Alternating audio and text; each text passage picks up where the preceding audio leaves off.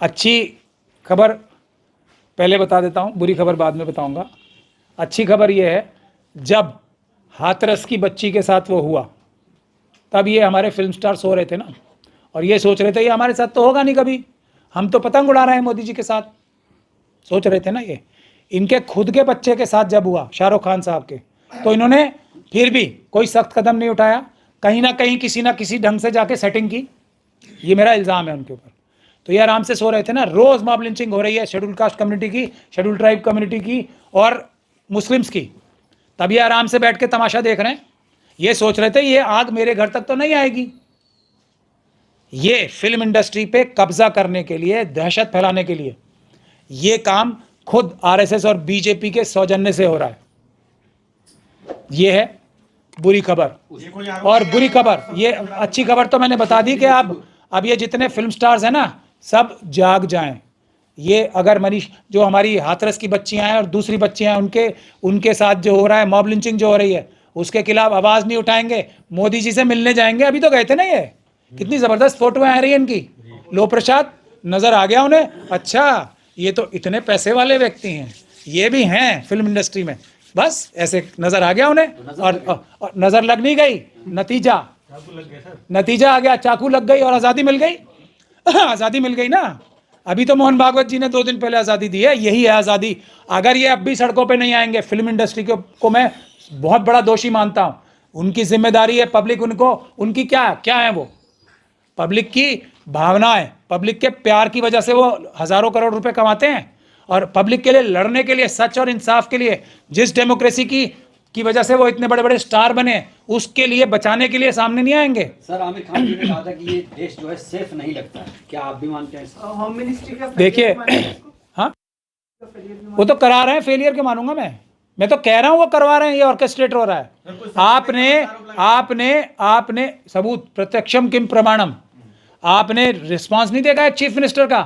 ये मामूली बात मान रहे हैं वो। अब ये बुरी खबर है कि इतने बड़े फिल्म स्टार को मार के कोई ऐसे चला जाता है। उससे पहले बाबा सिद्दीकी, उससे पहले सलमान के घर शूटिंग, और आज ये पता लगा है शाहरुख के घर के ऊपर भी रेकी की थी इसने। और वो चीफ मिनिस्टर साहब बोल रहे हैं क्या, ये तो आम बात है, ऐसे होता रहता है, लॉ एंड ऑर्डर कोई खराब नहीं है। ये बुरी खबर है। और ये कोई सैफ अली खान की बात नहीं है, इतने बड़े फिल्म स्टार के साथ ये हो सकता है। तो आज फिल्म इंडस्ट्री के सारे एक्टर डर के मारे वो करेंगे जो आरएसएस और बीजेपी चाहेगी। ये बुरी खबर है। लेकिन अच्छी खबर इसमें यही है कि अब इनको वो गर्मी जो हम लोग ज़मीन पे भुगत रहे हैं ना, और उसके लिए कुछ नहीं बोल रहे, तो ये अच्छी खबर है। इनको भी पता लगना चाहिए, आना ही पड़ेगा सड़क पे सबको। जो नहीं आएगा वो मिट्टी में मिल जाएगा। ये आरएसएस वाले और बीजेपी वाले किसी को नहीं छोड़ेंगे। आप तो कहे नहीं सर बॉलीवुड वाले अब करेंगे, यानी पहले से नहीं कर रहे थे, उनसे नहीं डर रहे थे? नहीं, हमला हो गया तो डर, अब डर छोड़ के सामने आने के लिए इनके लिए एक और रास्ता खुल गया। हाँ, अब वो डर गए हैं तो अब करेंगे? नहीं, डर नहीं गए, पहले वो इनसे डरे हुए थे। डर के भी, पैर पकड़ के भी, फोटो खिंचवा के भी, पूरी फैमिली के साथ जाके ये अंजाम होगा, ये समझ में आ गया। अब एक रास्ता है, जो आतंकी हैं, जो आतताई हैं, जो बाबा साहब डॉक्टर भीमराव अंबेडकर का संविधान खत्म करके मनुस्मृति लागू करना चाहते हैं, उनके लिए सिर्फ एक रास्ता है उनको रोकने का, वो है बाबा साहब का दिया हुआ मंत्र, संघर्ष, एजिटेट, लड़ाई, संवैधानिक लड़ाई इनके खिलाफ, कानूनी और सड़क पे आके ये फिल्म स्टार्स को करनी पड़ेगी, वरना भूल जाए। कुमार विश्वास से रिलेट अब जब इन्वेस्टिगेशन होगी ना, देखिए मैं तो मानता हूँ जो जाकिर नायक के ऊपर चार्जेस लगे, मैं तो कह रहा हूँ सही चार्ज लगे उनके ऊपर, वही कुमार विश्वास के ऊपर लगेंगे। जाकिर नायक ने कोई बंदूक थोड़ी दिखाई थी। अब पैरेलल्स निकाले ना, हम तो भाई कानूनी आदमी हैं, आर्टिकल 14 जानते हैं। जाकिर नायक के ऊपर तो यही चार्ज है ना, उसकी वजह से बहुत सारे लोग आतंकवादी बन गए।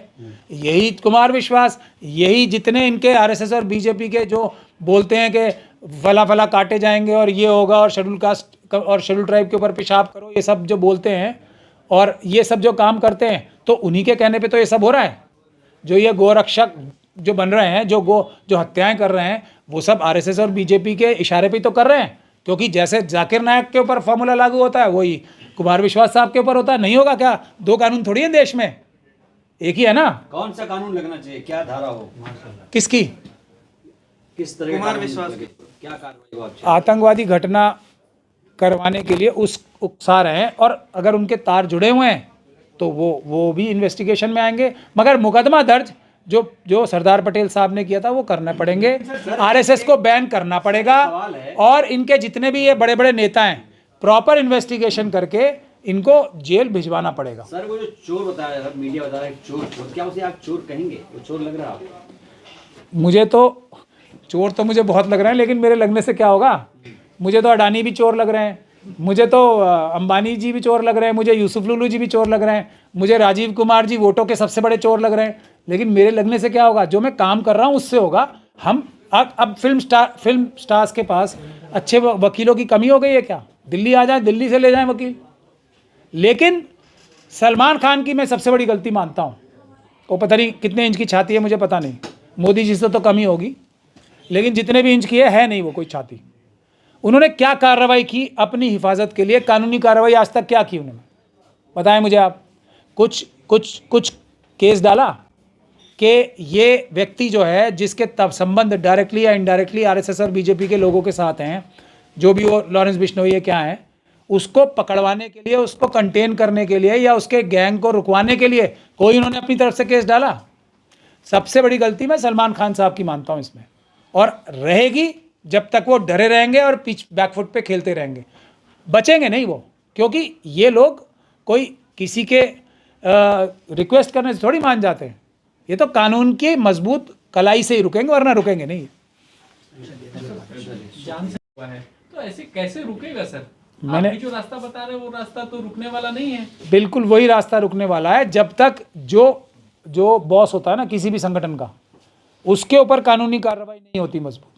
तो अगर आप जो फुट सोल्जर्स हैं उनके ऊपर कार्रवाई करते रहोगे कोई फर्क नहीं पड़ेगा। सरदार पटेल साहब ने क्या काम किया था? सरदार पटेल साहब से हमें सीखना पड़ेगा। सबसे पहले आरएसएस को बैन करना पड़ेगा, उसके लिए कार्रवाई करनी पड़ेगी। अपने आप जो फुट सोल्जर्स हैं उनको मैसेज मिल जाएगा। उससे पहले ये बोलेंगे कुछ, करवाएंगे कुछ। और वही जैन साहब ने और दूसरे लोगों ने ये भी बताया, बहुत सारे आरएसएस के जो लोग हैं, एक वो विश्व हिंदू परिषद के शायद वो हैं, बहुत सारे टीवी पे आते हैं, बंसल साहब हैं शायद उनका नाम। उन्होंने तो सीधे बोल दिया अभी तुम्हें 10 साल लगेंगे।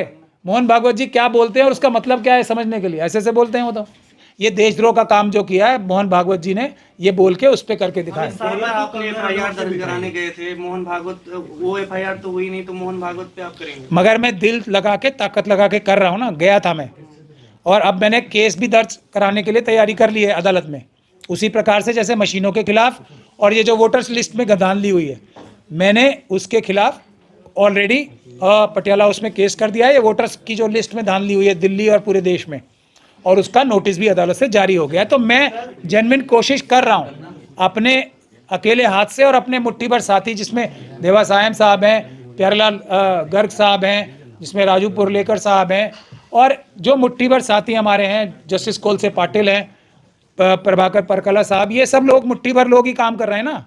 बाकी सब तो लिप सर्विस कर रहे हैं।